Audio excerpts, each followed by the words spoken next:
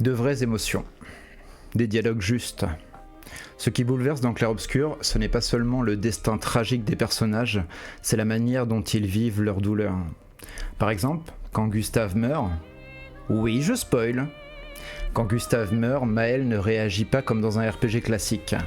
Il n'y a pas de réplique héroïque. Elle demande juste à Verso de la laisser tranquille. Ce n'est pas un refus de dialogue, c'est un besoin d'espace, de silence, de deuil. Et cette réaction est profondément humaine. Le jeu est rempli de petits instants, des personnages qui se retiennent de pleurer, qui évitent un regard, qui fuient une conversation. Et c'est là que Clair-Obscur devient plus qu'un jeu, il devient une mise à nu. Une narration par la sensation. L'écriture est elliptique. On ne dit pas tout, on ne montre pas tout, mais on ressent tout. Comme ce moment où Verso, fragmenté dans sa propre œuvre, croise l'enfant et l'homme gommé, deux parties de lui-même. Le jeu ne dit pas « voici mon âme brisée », il nous fait comprendre. Dans la musique, dans la lumière, dans les absences de mots. Et ça c'est rare, ce qui donne aux joueurs l'impression de vivre quelque chose d'intime, de presque secret. C'est vrai, dès qu'on est au camp, à chaque fois, quand on discute, etc., on a des bouts de dialogue, des fragments entre Verso et Eski, quand il lui dit « j'espère que tu lui as pas parlé de « non, j'ai rien dit ». Tout ça, c'est un truc qui fait monter la tension du secret et l'émotion et qui implique le joueur vraiment, quoi. Un monde qui interroge plus qu'il n'explique. Clair-Obscur ne donne pas toutes les réponses. Il sème des indices. Des dates étranges, des liens familiaux, des fragments de mémoire.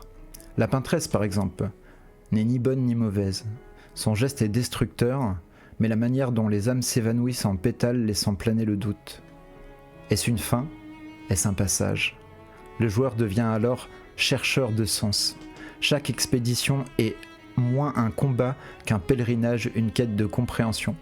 Ça, il nous l'installe dès le début du jeu. Dès qu'on est à lumière, on se sent impliqué et on a envie de comprendre.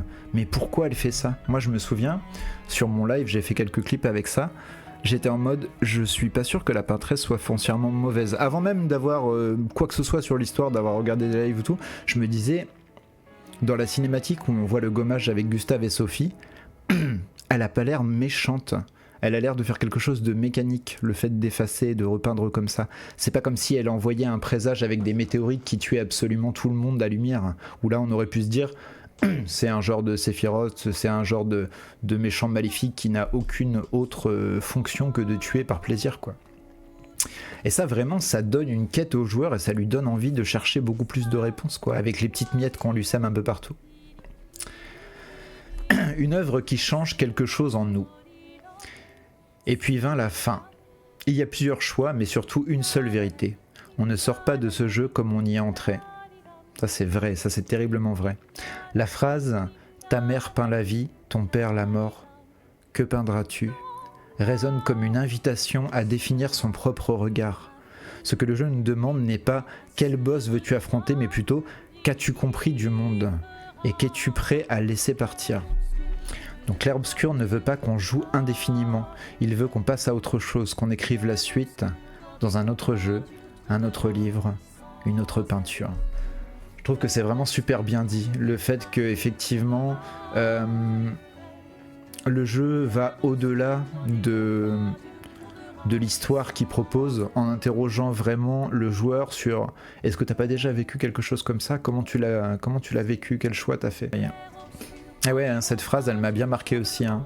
Quand Verso, il est au port de lumière et qu'il lit la lettre, « Ta mère peint la vie, ton père la mort, que peindras-tu » Et en fait, à ce moment-là, on se dit, bah, c'est évident, il faut peindre la vie, il faut choisir de peindre la vie.